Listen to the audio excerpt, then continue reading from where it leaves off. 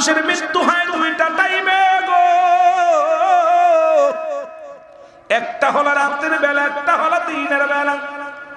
ও মুসলমান, পৃথিবীর মধ্যে আসার একটা সিরিয়াল আছে যার কোনো সিরিয়াল নাই। দেখা যায় বাবা জিন্দা, সন্তান দুনিয়ার মধ্যে নাই। সন্তান জিন্দা, বাবা দুনিয়ার মধ্যে নাই। দাদার কোলে দাদার কাঁধে নাতির লাশ।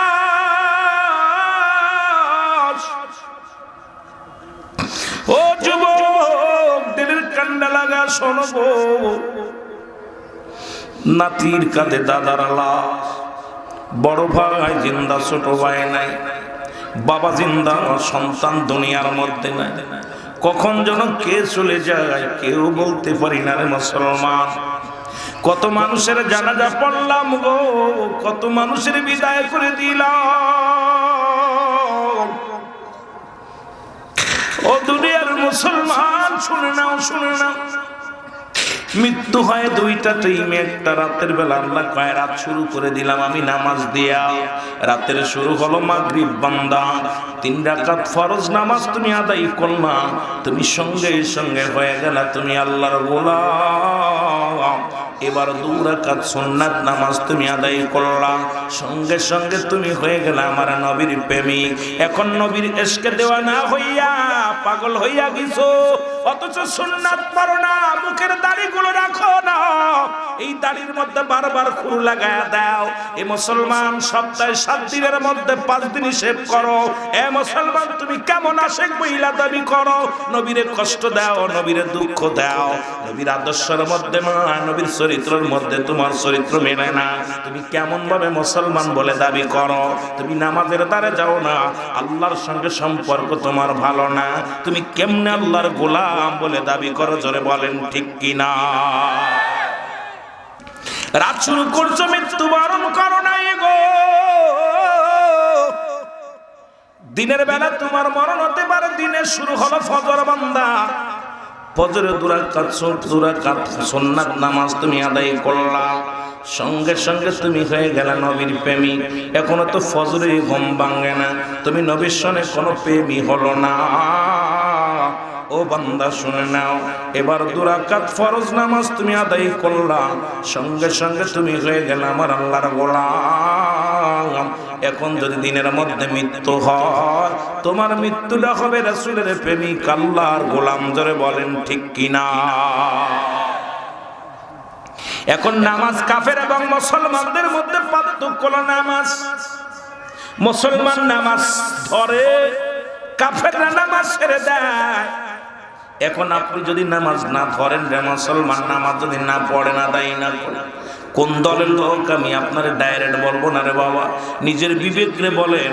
একবারে আমি বোঝায় দিয়ে গেলাম, মুসলমান নামাজ পড়ে, কাফেররা নামাজ ছাড়ে। এখন আপনি যদি নামাজ ছেড়ে দেন, আপনি কি মুসলমান থাকবেন? কতক্ষণ থাকবেন?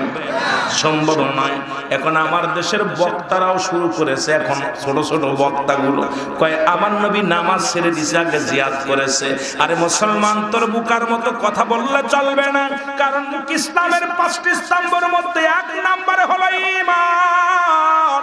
ঈমান আনছিলি নামাজ পড়, ঈমান নামাজ, তারপরে রোজা, তারপরে হজ, তারপরে যাকাত, তারপরে মুসলমান কি কুরবানি। জোরে বলে ঠিক কি? নামাজ, রোজা, হজ, যাকাত, ঠিক কি? এখন ওই মাওলানা যদি মানুষকে এরকম ভরা মজলিসে হাজার জনতা নিয়ে বলে নবীজি নামাজ ছেড়ে দিছে, আগে জিহাদ করো, দিন ঠিক করো। দিন কিরে বাবা? আগে কালেমা পড়েছেন, লা ইলাহা ইল্লাল্লাহু মুহাম্মাদুর রাসূলুল্লাহ সাল্লাল্লাহু আলাইহি ওয়াসাল্লাম, আশহাদু আল্লা ইলাহা ইল্লাল্লাহু ওয়াহদাহু লা শারীকা লাহু আশহাদু আন্না মুহাম্মাদান আবদুহু ওয়া রাসূলুহু। কোথায় জিহাদ? রাসূলুল্লাহ নামাজ ছেড়ে দিয়ে জিহাদ করেছে। এই সমস্ত কথাবার্তা যখন বলে কলিজা দাগা দাগা। ঈমান আনছিবেন, নামাজ পড়ো, তারপরে রোজা রাখো, তারপরে যাকাত দাও, তারপরে হজ করো। এখন আমরা গরিব মানুষ, আমাদের জন্য এক নম্বরে হলো ঈমান, ঠিক কি না? ঠিক। এক নম্বরে আমাদের জন্য ঈমান, দুই নম্বরে নামাজ। এক ওয়াক্ত নামাজ কাজা দিলি 2,88,00,000 বছর তাজকে থাকতে হবে। এক খুতবা পরিমাণ 80 খুতবা পরিমাণ। যদি কোনো ব্যক্তি এক ওয়াক্ত নামাজ কাজা দেয় 80 খুতবা জাহান্নাম, তার এক খুতবা পরিমাণ হলো 2,88,00,000 বছর। এখন চিন্তা করেন আরো 79 খুতবা আছে, এবার কতদিন জাহান্নামে থাকা লাগবে? আর ওই মৌলবী যদি কয় নামাজ না পড়ে আগে জিহাদ করো, তার মানে বুঝতে আর বাকি না ওরা ক্ষমতা লোভী, দুনিয়া লোভী আলেম। জোরে বলেন ঠিক কিনা? আমার ভাইরা, আমার বন্ধুরা, আমার এক নাম্বার হলো মরণ। আল্লামা মুফতি আমজাদ আলী সাহেব একটা কিতাব লেখলো, কিতাবের নাম্বার শরিয়াত। এই কিতাবের মধ্যে লিখতে যে বললেন, দুনিয়ার মানুষ শোনো, মানুষ যখন সাধারণ মৃত্যুবরণ করে, ইমানদারের মৃত্যুটা হয় মুসলমান আটাগুলায় খামির বানায়া, এই খামিরের মধ্যে যদি একটা চুল পড়ে, এই চুলটা টানতে বাইর করলে যেমন অনাসে বাইর হয়ে যায়, ইমানদারের মৃত্যুটা ঠিক সেমনি হয়। ও যুবক শুনে নাও, শুনে নাও। আর আল্লামা মুফতি আমজাদ আলী সাহেব একটা বইয়ের মধ্যে লিখলেন, বইটার নাম হলো বারে শরিয়াত। উনি লিখলেন, মানুষ যখন মারা যায়, সাধারণ মৃত্যুবরণ করে, 70টা তাজা উঠের গায়ের চামড়া জবাই না করিয়া উল্টো দিকে টান দেয়া লবণার মরিচ লাগা দিলে যতটুকু যন্ত্রণা, এর চাইতে 70 গুণ যন্ত্রণা দেয়া হয় গো আল্লাহ। ওই সহজ মৃত্যু যদি এত কঠিন হয় রে, যারা মরণের সময় পায়খানা করে দেয়, মরণের সময় প্রস্রাব করে দেয়, মরণের সময় চোখ দুটি বড় বড় হয়ে যায়, মরণের সময় জিহ্বাটা বড় হয়ে যায়। কত মানুষের জিহ্বা বড় হয়ে যায় আর ভিতরে দেওয়া যায়, কত মানুষের চোখ দুটি বড় হয়ে যায়, বন্ধ করা যায় না। আরে কত মানুষের গোসল করাইলেন, আপনারা দেখছেন, গোসল করাতে যাইয়া দেখছো ওই মায়ের পায়খানা করে দিছে, প্রস্রাব করে দিছে, মৃত্যু যন্ত্রণাই রে। আরে মৃত্যু যন্ত্রণা এত কঠিন, এত কঠিন আল্লাহ। এই এত সহজ মৃত্যু যদি এত কঠিন হয়, এই কঠিন মৃত্যুটা কত কঠিন হবে আল্লাহ। তুমি আমাদের মরণটারে সহজ করে দিও আল্লাহ। জোরে জোরে চিল্লায় বলা যাবে না আল্লাহু আকবার। অন্যের সম্পদ তুমি ভক্ষণ করো রে মুসলমান। কার জন্যে তুমি সুদ ঘুষের মধ্যে জড়িত? কার জন্যে আজকে পৃথিবীর মধ্যে এত উপার্জন করলাম? এই দুনিয়ার সম্পদ খাবে লোকে, তোমার দেহ খাবে পোকে গো। এর যাদের জন্য তুমি অন্যায় করলা, কত অন্যায় কত উপার্জন করলা, একবার চক্ষু দুটা বন্ধ করে দেখো রে বান্দা, এই দুনিয়ায় ছেলে তোমার নয়, মেয়ে তোমার নয়, বিবি তোমার নয়। আজকে যাদের জন্য কামাই করলা কেউ তোমার নয় রে বান্দা। আজকে সব কিছু ভাগাভাগি হয়ে যাবে, তোমার পাপের ভাগটা কেউ লইব না। জোরে বলেন ঠিক কিনা? এই জন্য বলি, কার জন্য তুমি অন্যায় করো, কার জন্য তুমি সুদ খাও, কার জন্য তুমি জিনা ব্যভিচার করো গো, কার জন্য তুমি মানুষের মাল হরণ করো, অফিসে বইয়া সুদ খাও, রাস্তায় দাঁড়ায় ঘুষ খাও। আরে মুসলমান শুনে নাও, এই দুনিয়ার সম্পদ খাবে লোকে, তোমার দেহ খাবে পোকে। জোরে বলেন ঠিক কি? একটা কথা মনে পড়ে গেল, নবী ঈসা আলাইহিস সালাম রাস্তা দিয়ে যাইতেছিলেন রে মুসলমান, সিঁড়ির একটা জঙ্গল দিয়ে আইতেছিলেন।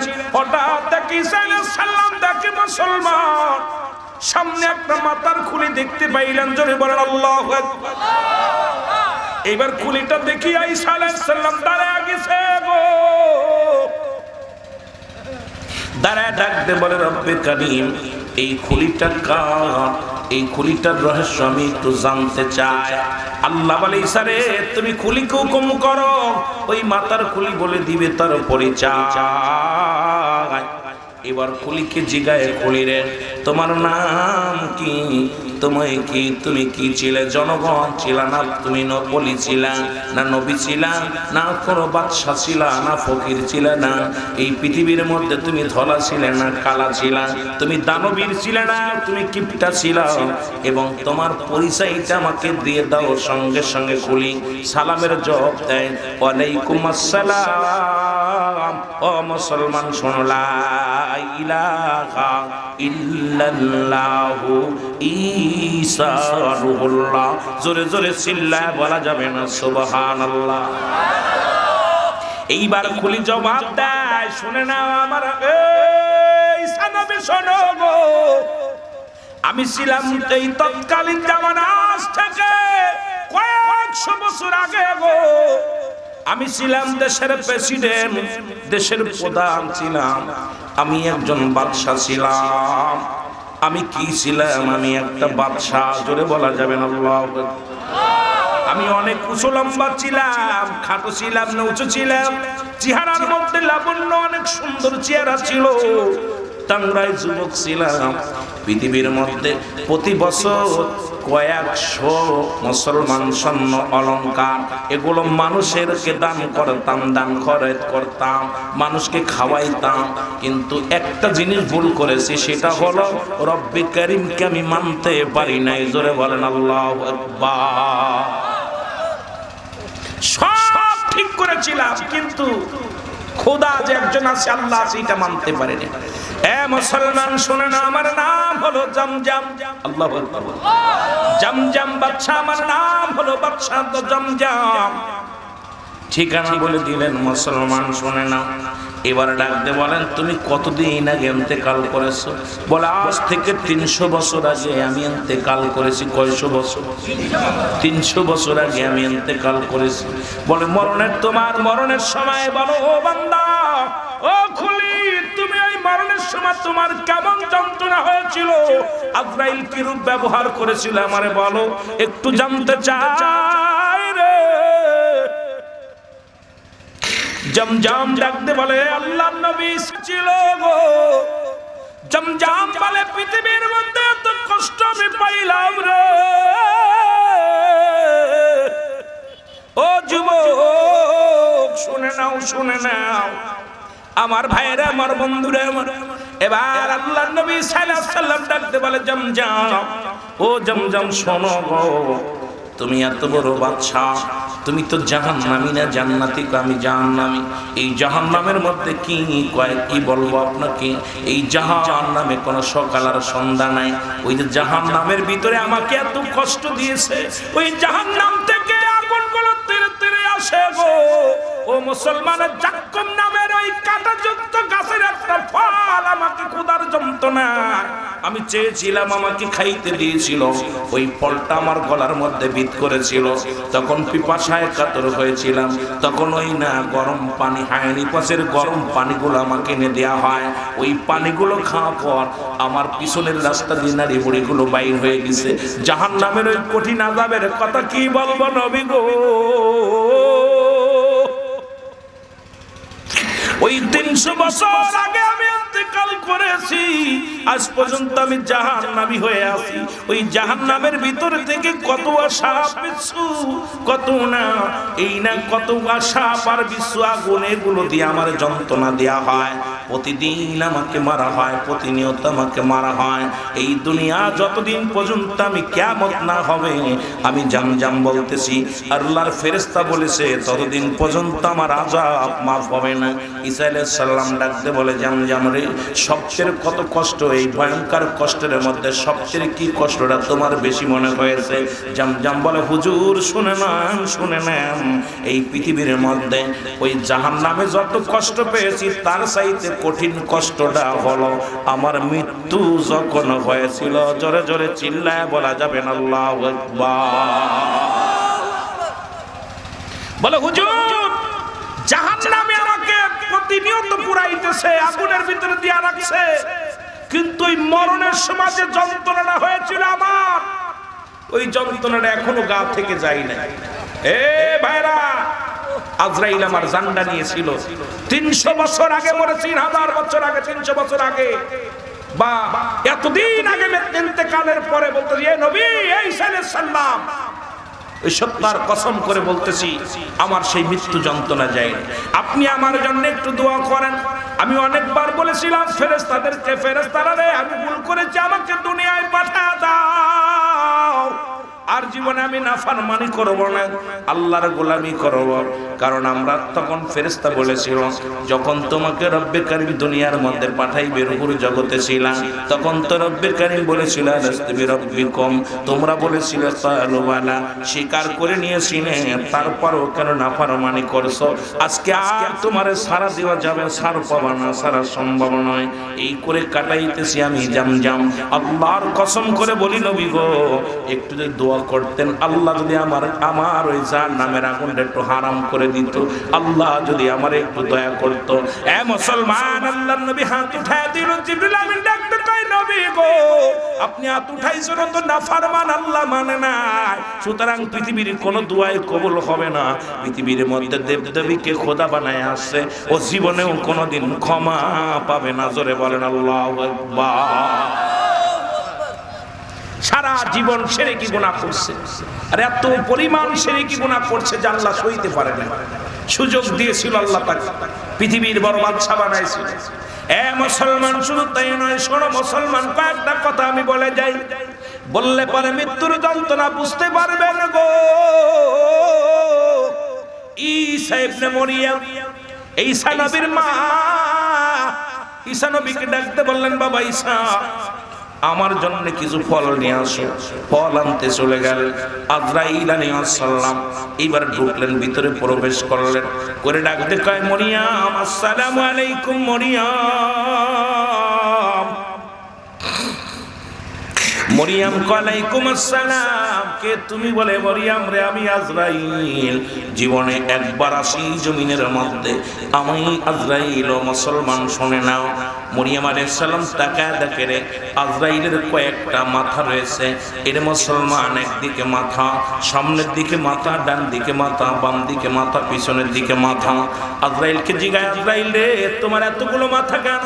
বলে, মরিয়ম শোনো, আমি সামনের মুখ দিয়া পৃথিবীর মধ্যে ইমানদারের জানটা বাহির করি গো, এই ডান পাশের মুখ দিয়ে আমি আসমানের যত রূহ আছে আমি বাহির করি, বাম দিকের আত্মা দিয়া। এই মুসলমান শুনে নাও, এই জমিনের মধ্যে যত খারাপ আত্মাগুলো বাহির করি, আর পৃথিবীর মধ্যে জাহান্নামীদের আত্মা বাহির করি পিছনের রাস্তা, পিছনের মুখ দিয়া। মরিয়ম আলাইহিস সালাম দেখে ডাকতে বলে, ফেরেশতা শোনো, তুমি আমার কাছে কেন আসছো? বলে, মরিয়ম রে, তোমাকে বিদায় নিতে হবে, চলে যেতে হবে। মরিয়ম আলাইহিস সালাম ডাকতে বলে, আজরাইল, আমাকে একটু সুযোগ দাও।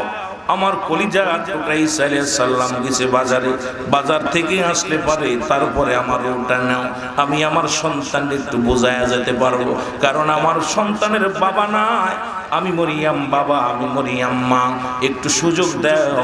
আমার আজরাইল আলাইহিস সালাম ডাকতে বলে, আজরাইল ডাকতে বলে, মরিয়ম, কোনো সুযোগ হবে না, কোনো আপিল হবে না। আল্লাহ রাব্বুল আমিন আমাকে নিতে পাঠাইছে, আর দেরি নয়, এখনই বিদায় নিতে হবে গো। মরিয়ম আলাইহিস সালাম বিদায় হয়ে গেলেন। ও মুসলমান, গভীর অনেক লম্বা আলোচনা সংক্ষিপ্ত করতে হবে। মরিয়ম আলাইহিস সালাম বিদায় হয়ে গেলেন, ঈসা আলাইহিস সালাম ঘরে ফিরলেন, দেখে মা দুনিয়ার মধ্যে নাই। মাকে আবার জাগাইলেন। মা ঘুম থেকে উঠিয়া মুসলমান মৃত্যুকে জিন্দা বানানোর পর মাকে ডাকতে বলে, মা, তোমার মৃত্যুটা কেমনে হয়েছে বলো। মরিয়ম আলাইহিস সালাম ডাকতে বলে, বাবা রে, আমার মৃত্যুটা হয়েছে এত কঠিন, তোরে দুনিয়ায় আনতে যত কষ্ট হয়েছিল তার চাইতে বড় কষ্ট হয়েছে, তার চাইতে বড় কঠিন। আমার মন বলে, আমি জীবিত মানুষের ভিতরে থেকে কলিজাটা টান দেখে যেন বাইর করে নিছে বাবা, সমস্ত অঙ্গ প্রত্যঙ্গ যন্ত্রণায় আমি ছটফট করি। এরে আল্লাহ ডাকতে বলে, আজরাইল, ও জিবরিল, আজরাইল তোরে আজা। এরে আমার ঈসা নবীর মারে রূহটা কেমনে বাইর করা হয়েছে বলো। জিবরিল আমিন দুনিয়ার মধ্যে আগমন করলেন। ঈসা নবী ডাকতে বলে আজরাইল রে, আগে বলো আমার মাল লগে কি রূপ ব্যবহার করেছো। ডাকতে বলে হুজুর, আসমানে আমার মাথা, জমিনে আমার পা, এই দুনিয়ার সমস্ত পানি যদি আমার মাথায় ঢেলে দেওয়া হয় একটু পানি জমিনের মধ্যে পড়বে না। আমি আজরাইল একমাত্র ঈমানদারের জান কবজ করার জন্য দুনিয়ার মধ্যে আগমন করি। কোন মুনাফিক, কোন কাফের, জাহান্নামীদের জান কবজ করার জন্য আমি দুনিয়ার মধ্যে আগমন করি না। উপর থেকে এমন একটা চিৎকার মারি, এই রুটা বাইর হয়ে যায়, কান দিয়া নাক দিয়ে রক্ত বাইর হয়ে যায়, টঙ্গ বেঁকা হয়ে যায়, হাত পা মুসলমান বেঁকা হয়ে যায়, চোখ দুটি বড় হয়ে যায়, জিহ্বা বড় হয়ে যায়, এক টঙ্গ পড়ে যায়, পায়খানা প্রস্রাব পর্যন্ত করে দেয়। ওদের মৃত্যুটা ভয়ঙ্কর, মরণ কষ্ট দিয়া মৃত্যু দিয়ে। জোরে বড় আল্লাহু আকবার। এই মাইকটা ঢ্যাপ ঢ্যাপ করে, মাইকের সাউন্ড বাড়া, মাইকে ঢ্যাপ ঢ্যাপ করে। এ আমার ভাইয়েরা, আমার বন্ধুরা, আমার যে কথা বলতেছিলাম গভীর মনোযোগ। এবার ঈসা আলাইহিস সালাম বলে আজরাইল, আগে বলো আমার মা শান কি রূপ ব্যবহার করছো গো। বলো হুজুর, আপনার মায়ের রূহটা বাইর করেছি। শুধু মায়ের কোলে দুধ খাইতে খাইতে সন্তান যেমনি ঘুমায় যায়, আপনার মায়ের রূহ তেমনি বাইর করেছি, কোনো কষ্ট দিই নাই। ঈসা নবীর মা ডাকতে বলে বাবা ঈসা রে, এই মৃত্যু যদি এত কঠিন হয় রে, এই মৃত্যু যদি এত কঠিন হয়, তাহলে ওই কঠিন মৃত্যুটা কত কঠিন রে। ও যুবক ভাইরা শোনো গো, প্রত্যেকেরই মরণের পেয়ালা পান করা লাগবে। স্রষ্টার মৃত্যু নাই, সৃষ্টির মৃত্যু আছে। আমরা যেহেতু সৃষ্টি জগতে পড়েছি, সকলেরই মরণের পেয়ালা পান করতে হবে। জোরে জোরে চিল্লায় বলা যাবে না, ঠিক কিনা? আমার মরণ শিবে কখন কেউ তো জানি না।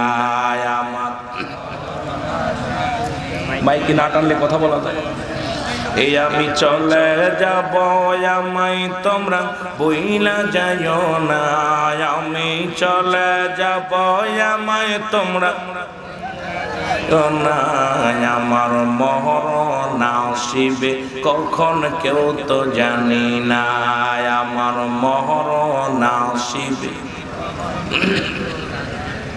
টাকা পয়সা দালান কোটা যাহা করেছি, সব কিছু ফেলাইয়া যাচ্ছি, একাই চলেছি। আমি যাবার কালে ভেবে দেখি আমার কেহ নাই। আমি যাবার কালে ভেবে দেখি আমার কেহ নাই। আমার মরণ আসিবে, কুল্লু মান আলাইহা সব শেষ করে দিবে কে? আল্লাহ ডাকতে বলে বান্দা শুইনা নাও, এই জমিনের মধ্যে যা কিছু আছে আমি আল্লাহ সব শূন্য বিচ্ছিন্ন করে দিব।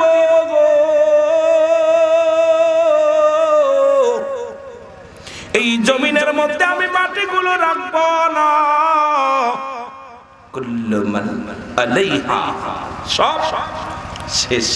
আল্লাহ কয় বান্দা জমিনটা আমি পুরা তামা বানায় দিব।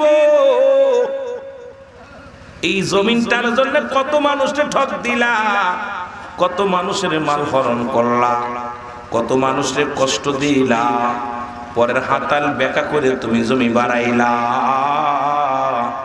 কত অসহায় মানুষের কষ্ট দিলা। এর তিনটা শ্রেণী মানুষ, মৃত্যুর আগেই তাদের বিচার হয়। আল্লাহ কয় নবীর জানা দিতে হাবিব, এই তিন শ্রেণী মানুষের বিচার মরণের আগে আল্লাহ করে দেয়। তার মধ্যে এক নাম্বার হলো, এক নাম্বার দুনিয়ার মধ্যে কোনো নারীর যদি কোনো নারীর নামে মিথ্যা তহমত দেওয়া হয়। আজকে মুসলমান শোনো, অনেক যুবক বাবারা আছেন, সেরিগেরে দেখলেই বেপরদায় দেখলেই বলা যাবে না, ওই মহিলাটা বাজে মহিলা মন্তব্য করা যাবে না। আমার আল্লাহ বড় কষ্ট পায়, রাসূল বড় কষ্ট পায়।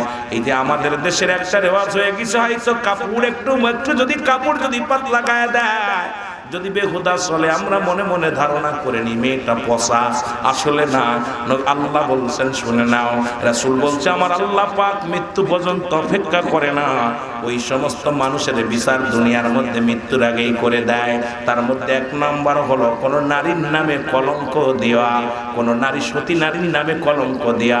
এই সমস্ত মানুষগুলো জাহান্নামে, এদেরকে তো জাহান্নামে যাবে এবং দুনিয়ার মধ্যে কঠিন বিপদের সম্মুখীন হয়ে যাবেন। 2 নাম্বার নবী বললেন শোনো, 2 নাম্বার হলো যারা বোনের সম্পদ ফাঁকি দেয়। আজকে দুনিয়ার মধ্যে বোনকে ঠগাইয়া, আপন বোনকে ঠগাইয়া ভাই জমি জমা লেখা নেয়। ও মুসলমান, এদের মধ্যে আবার এতিমের মাল ভক্ষণকারী যারা আছে, এই 2 শ্রেণীকে একসাথে জুড়াইয়া দিছে। এ মুসলমান 2 এর মধ্যে 2টা কাজ করেছে। 1 নাম্বার হলো এতিমের মাল ভক্ষণকারী, 2 নাম্বারের মধ্যে পড়ছে ভাই হইয়া বোনের সম্পদ মুসলমান নেওয়া। এই 2 শ্রেণী মানুষ। 3 নাম্বার মানুষ হলো যারা দুনিয়ার মধ্যে কালো জাদু করে, এই দুনিয়ার মধ্যে কালো জাদু টোনাবান মারে। এই সমস্ত 3 শ্রেণীর মানুষদেরকে আল্লাহ পাক মৃত্যুর আগেই তাদের গজব দুনিয়ার মধ্যে কঠিন কঠিন রোগ, কঠিন কঠিন আযাব, কঠিন বিপদ, কঠিন মুসিবতের মধ্যে আল্লাহ ফেলে দেয়। মৃত্যু পর্যন্ত অপেক্ষা করেন আমার আল্লাহ। জোরে জোরে চিল্লায় বলা যাবে না আল্লাহু আকবার। 3 শ্রেণীর মানুষ আমি দেখি আমার দৃষ্টিতে এখন অধিকাংশ জায়গায় একই অবস্থা, 3টের মধ্যে আছে, 3টার মধ্যেই আছে। আমার ভাইয়েরা, আমার বন্ধুরা, আমার যে কথা বলতেছিলাম দিলের কান্ডা লাগা শুনে নাও। ও যুবক, সব কিছু চূর্ণ বিচ্ছিন্ন করে দিবে আমার আল্লাহ। আল্লাহ কয় বান্দা যেদিন কিচ্ছু বলতে কিচ্ছু থাকবে না, সেদিন থাকবো শুধু আমি আল্লাহ। জোরে বলা যাবে না মারহাবা। কে থাকবে? আল্লাহ থাকবে। আল্লাহ কয় বান্দারে সেদিন থাকবো আমি আল্লাহ, থাকবো নবীর ভালোবাসা নিয়ে। আমরাও থাকতে চাই রাসূলুল্লাহর ভালোবাসা নিয়ে। জোরে বলেন ঠিক কিনা? এ ভাইরা আমার, 2 নাম্বার বিপদ হলো মানুষের কবর বলতে বুঝায় মানুষের মৃত্যুর পর থেকে শুরু করে কিয়ামত পর্যন্ত জগৎটাকে বলা হয় কবর গো। ও যুবক ভাইরা শোনেন না, এখন অনেকে আগুনে পুড়ে মারা গেছে, পানিতে ডুবে মারা গেছে, অনেকেই ভাগ বল্লুকে খেয়ে ফেলেছে। আমরা মনে করি ওদের বুঝি কবর হয় না, বিচার হবে না। বিচার কবর বলতে বোঝায় মানুষের মৃত্যুর পর থেকে শুরু করে কিয়ামত পর্যন্ত জগৎটাকে বলা হয় কবরের জগৎ। আমার বাবা রাতেলের কান্ডা লাগান শোনো, এই কবরে যেদিন শোয়া দিবে 2 নাম্বার বিপদ।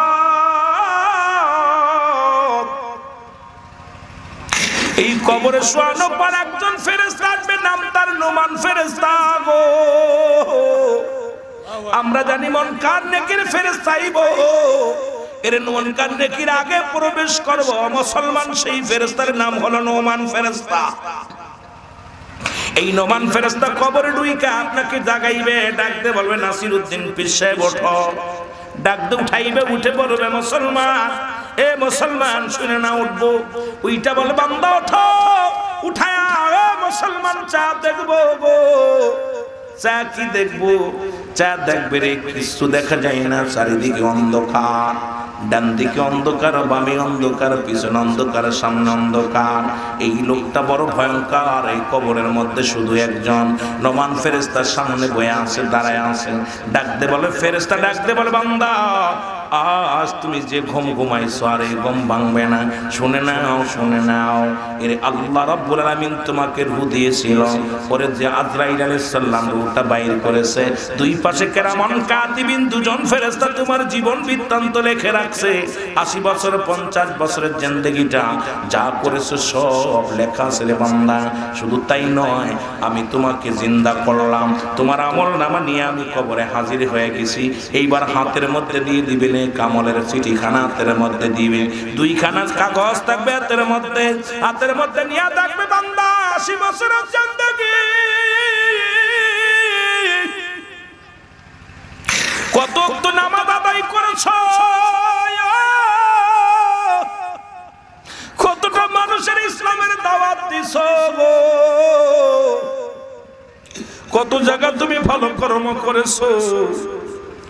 দুনিয়ার মধ্যে তুমি ভালো ভালো যত কর্ম করেছো, নামাজ রোজা হজ যাকাত করেছো, বান্দা ডাক দিয়া বলবে বান্দা, ফেরেশতা ডাকতে বলে বান্দা লিখে দাও। ওই কবরের ভিতরে মুসলমান কোন টিপসই চলবে না, কোন মূর্খগিরি চলবে না। ওই দুনিয়ার তো টিপসই চলে লেখাপড়া না জানলে গো, কিন্তু কবরে কোন টিপসই চলবে না। কবরে যার যার আমল নামা তার লিখে দিও লাগবে। জোরে বলেন আল্লাহু আকবার। নারে তাকবীর, নারে রিসালাত, ইয়া রাসূলুল্লাহ, ওয়ালা গাজীবাড়ি জিন্দাবাদ, জিন্দাবাদ, জিন্দাবাদ। আরে রুহুল আমিন সিদ্দিকী হুজুর জিন্দাবাদ, জিন্দাবাদ। আমার ভাইরা, কবরে যার যার আমল নামা তার লেখা লাগবে। এটা কেউ একটা টিপসই চলবে না। ওদিন লিখে দিতে হবে যে আমল না কেরামন কাতিবিন দুজন লিখে রাখছি, এটা আপনার সামনে জমা দিব। লেখো, দেখে দেখে লেখো। এ মুসলমান গভীর মনোযোগ। বান্দা ডাকতে বলবে ও ফেরেশতা আমি লিখব কেমনে, আমার কাছে তো কলম নাই। ডাকতে বলবে বান্দা কলম হলো তোমার ডান হাতের শাহাদাত আঙ্গুল মোবারক। জোরে জোরে চিল্লায় বলা যাবে না আল্লাহু আকবার।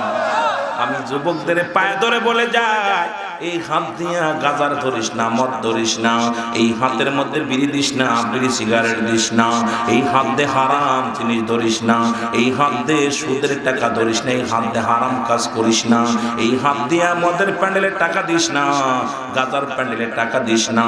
এই হাতের শাহাদাত আঙ্গুল মোবারক হবে আপনার আমার কলম। আমার দেশে অনেক মৌলবী সাহেব এই আঙ্গুলের মধ্যে চুন দিয়া খায়। আমি আলেম সাহেব যে আঙ্গুলের এত দাম, যে আঙ্গুলের ইশারায় নবীজি চন্দ্র দ্বিখণ্ডিত করেছিল, এই আঙ্গুলের মাথায় চুন জড়াবেন না, এই আঙ্গুলটারে পবিত্র রাখবেন। এই হাতের ডান হাতের শাহাদাত আঙ্গুল মোবারক হলো আপনার কলম। জোরে বলো আল্লাহু আকবার। ডান হাতের শাহাদাত আঙ্গুল মোবারক হবে কলম। ডাকতে বলবে বান্দা আমি কলম পাইলাম, এখন কালি পাইব কই গো। বান্দা বলবে ফেরেশতারে আমি কলম পাইলাম, কালি পাইব কই। বলে কালি হলো বান্দা তোমার মুখের থুতু মুবারক। আল্লাহু আকবার। আমি আপনাদেরকে পায়ে ধরে বলে যাই, বড়গাঁও গাজীবাড়ি, ও গাজীবাড়ির লোকেদের জানায়া দেয়া যায়, বড়গাঁও লোকেদের জানায়া দেয়া যায়, এই মুখটারে পবিত্র রাখ। আমার আল্লাহ 10 মাস 10 দিন মায়ের গর্ভে রেখেছিল।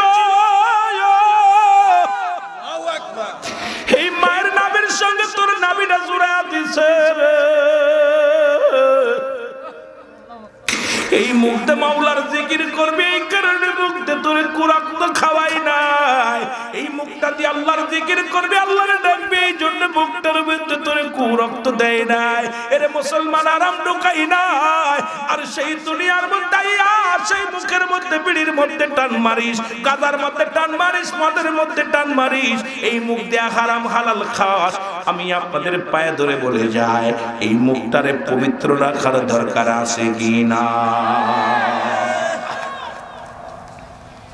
10 মাস 10 দিন মায়ের গর্ভে ছিলেন, আল্লাহ পাক আপনাকে এই নাভির সঙ্গে, মায়ের নাভির সঙ্গে নাভিটা জুড়ে আছে, যাতে করে আমার বান্দা আমার জিকির করবে, আমার নবীর দুরূদ পড়বে, মা বাবারে ডাকবে, জিকির আজগার করবে, কোরআন তেলাওয়াত করবে, এই মুখ দিয়ে সত্যের আহ্বান করবে। এই মুখটার ভিতরে আল্লাহ হারাম ঢুকাই কুরক্ত দেয় নাই। আর সেই মুখের মধ্যে কেমনে বিড়ি সিগারেট গাঁজা ইয়াবা ফেন্সিডিল মদ, আহা, এগুলো যখন মুখের মধ্যে দেয় আল্লাহ বড় কষ্ট পায়। জোরে বলেন ঠিক কিনা? আর সবচেয়ে বেশি খারাপ লাগে আমি বিড়ি খোরদের মধ্যে। আমার বাবারা হিন্দু মারা গেলে 7 গুল্লি দিয়া দেয় আগুন মুখী, আর আমাদের দেশের মুসলমান প্রতিনিয়ত 7টা 8টা 10 বার মুখী আগুন দেয়। জোরে বলেন ঠিক কিনা? এবার বান্দা বলবে আমি কালি পাইলাম, আমি কাগজ পাবো কই? প্রতিটা মানুষের 3 টুকরা করে কাপড় দেয়া হয়, কাপড়ের কাপড়। প্রথম কাপড় খানা টানলে কোলে নিবে, নিয়া বল বান্দা এই নাও, এইটা কাগজ নাও, তুমি লেখা শুরু করো। বান্দা সেকেন্ডের মধ্যে মিনিটের মধ্যে লেখা হয়ে যাবে কম্পিউটারের মতো। এবার বান্দার হাত থেকে কাগজটা টানবে, খুলে নিবে, নিয়া বল বান্দা এই নাও আর একটা কাগজ নাও, হাতের মধ্যে ধরায়া দিবে। মুসলমান শুনে নাও, ধরায় দিবে বান্দা 80 বছর 50 বছর কোথায় গাঁজা টানছো, কোথায় মদ টানছো, কোথায় কোন মহিলা নিয়ে আড্ডা মেরেছিলা, কোথায় নামাজ ছেড়ে দিয়ে কি কর্ম করেছিলা, দুনিয়ার হট্টগোল করেছিলা। বান্দা তুমি কোথায় গানের প্যান্ডেলে বসেছিলা, কোথায় জুয়ার প্যান্ডেল, কোথায় মদের প্যান্ডেল, সিনেমার হল। বান্দার সামনে যখন হাজির করে দিবে ফেরেশতা, ডাক দে বলে, ফেরেশতা বলে বান্দা আমি তো লেখি নাই, আমার বাবারা আমি তো অন্যায় করি নাই। সঙ্গে সঙ্গে ভিডিও ফ্ল্যাশ গুলো টান দেয়া হবে, টান দিয়ে দেখানো হবে বান্দা অমুক তারিখ, অমুক দিন, অমুক মাস, অমুক বছর, এত সেকেন্ড, এত সময়, এত ঘন্টার মধ্যে তুমি অন্যায়টা করেছিলে। বান্দা পলানোর কোনো জায়গা থাকবে না বাবা, পলানোর কোনো জায়গা থাকবে না। আপনি পলাবেন কোথায় যাইয়া, কোথায় ছাড়বেন? মুসলমান শুনে নাও, ডাক দে বল, বান্দা বলবে ফেরেশতা আমি এগুলো করি না। বলো তুমি করো নাই, দেখো সামনে একদম হাজির হয়ে যাবে। বান্দা লজ্জা পেয়ে যাবে, মাথা নত করে থাকবে। ফেরেশতা বল বান্দা তাড়াতাড়ি লেখো। মুসলমান শুনে নাও, ওই বান্দা যখন লিখবে না, ডান দিক থেকে চাপ দিবে, ডান দিকের হাঁটুগুলো বাম দিকে চলে যাবে, বাম দিকের হাঁটুগুলো চাপ দিবে, বাম দিক থেকে ডান দিকে চলে আসবে, উপর নিচে করে মাটি চাপ দিবে গো।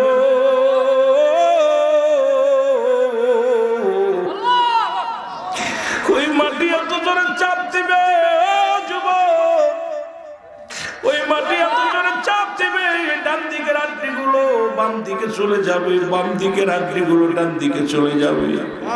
বান্দা এত জোরে চিৎকার মারবে, এই দুনিয়ার মানুষ যদি জীবিত থাকে শুনতে পারে রে মুসলমান।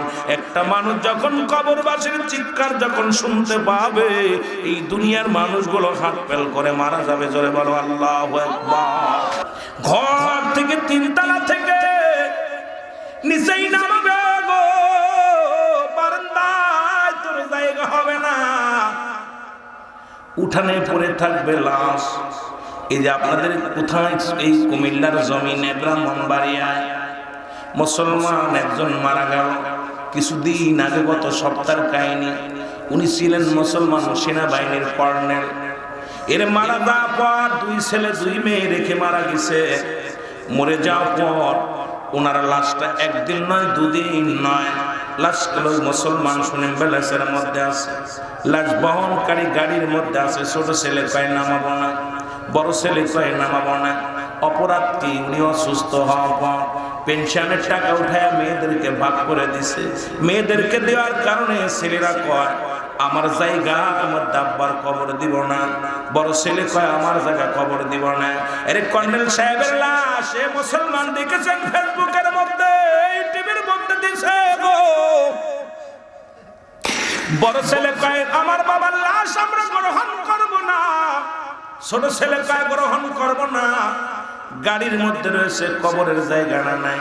কত সোনার বিবি বললেন উনি জগতের মধ্যে 27 বিঘে জমি রেখে গেছে, 1-2 বিঘা নয়, 27টা বিঘে জমি করেছে শুধু ইনকাম করে নিজের টাকা দিয়ে। এত জমি থাকা পর কবরে দিবে এই জায়গাটা তার হয় না। 3 তলা বাড়ি, ঢাকার শহরে বাড়ি, এই ব্রাহ্মণবাড়িয়ার জমিনে বাড়ি, তারপরও তার কবরটা দেওয়ার জায়গা হয় না। আইরে দুনিয়ার মানুষ কার জন্য তুমি এত বাহাদুরি করো? ফিরাউন নমরুদ কারণ যারা খোদাই দাবি করলো তাদের কল্লা নিয়ে গেছে, তোমারও নিয়ে যাবে, কেউ থাকবেন না, থাকার সম্ভাবনা। জোরে বলেন ঠিক কি না?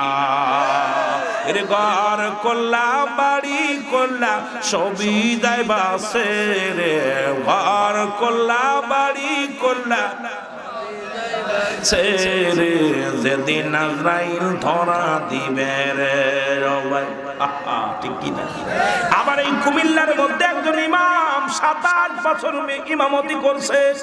আপনাদের কুমিল্লায় বেশি দূরে নাই রে। উনি ইন্তেকালের পরে যখন বিশ্ব রোড হইতেছিল তখন ওনার লাশখানা উত্তোলন করলো। আমরা আশ্চর্য হয়ে গেছি লাশখানা দেখে। ওই লাশের কাপড়ের কাপড় পচে নাই, লাশটা পচে নাই। এবার সাংবাদিকরা ওনাকে জিজ্ঞাসা করা হলো, উনি ওনার ছেলে বললেন আমার এমন একটা, আমার বাবা যান, আমার আব্বা যান, একদিনের ঘটনা উনি বললেন। ও সাংবাদিক ভাইরা শোনো, একদিন আমি ইন্টার ক্লাসে পড়ি, ফার্স্ট ইয়ারে পড়ি, বাড়িতে আসলাম। বাড়ি আসিয়া খাবার নিয়ে যখন বসেছি, আমার আব্বা আসিয়া সামনে থেকে বাতের প্লেটটা টান দিয়ে নিয়ে বললো বাবা ভাত আমি দিব তবে খাবা। খাওয়ার আগে বলে যায় তুমি এখন থেকে খানা খাইয়া তুমি জোহরের নামাজটা আদায় করবা, যদি আদায় না করো বাবা রাত্রে খানা বন্ধ হয়ে যাবে। সাংবাদিকরা বললেন আমি এমন একজন বাবার সন্তান, ওরে যে বাবা দেখতাম রাত জেগে জেগে তাহাজ্জুদের নামাজ পড়তো গো, ওই রাত যখন হয়ে যেত কোরআন শরীফ নিয়ে বসতো। এমন বাবা 27 বছর ইমামতি করেছে, কোনদিন একটা টাকা নাই না, ফিরি ফিরি ইমামতি করেছে। বাড়িতে যদি একটা ডিম রান্না করতো, দাওয়াত নিলে ডিম খাইতো। আর আমি মৌলবীরে দাওয়াত দিলে বাড়িতে আছে খিচুড়ি ভাত, এখানে মুরগি পোলোয়া খায়। আর ইনসাফ কোথায় গেছে রে মুসলমান? এমন একজন আশিকি রাসূল, এমন একজন আশিক গো এই কুমিল্লার জমিনের মধ্যে 27 বছর ইমামতি কইরে এই দুনিয়া থেকে বিদায় হয়ে গেছে। আল্লাহ তার গায়ের একটা পশম পর্যন্ত পচাই নাই, কাপড়ের কাপড়টা পচাই নাই। দীর্ঘ 13 বছর কবরের মধ্যে থাকা পরে উত্তোলন হওয়ার পর তারপরেও কবরের জিন্দেগি তারে খায় নাই, সম্মান করেছে। এই জন্য আমি বললাম রাসূল কায়েমের কাজ শরমের কাজের 10ম খণ্ড 722 নম্বর পৃষ্ঠা তাফসীরুল বায়ান 5ম খণ্ড 524 নম্বর পৃষ্ঠা রাসূল বলে আলা সাবধান না, নিশ্চয় আলা ইন্নাল্লাহি আল্লাহর তরফ থেকে যারা আল্লাহর মাহবুব বান্দা হয় লা ইয়ামুত, তাদের মৃত্যু নাই। আজকে এমন জীবন আমরা ঘুষের মধ্যে সুদের মধ্যে ওই মাটি খায় তোরে দেখবো গো।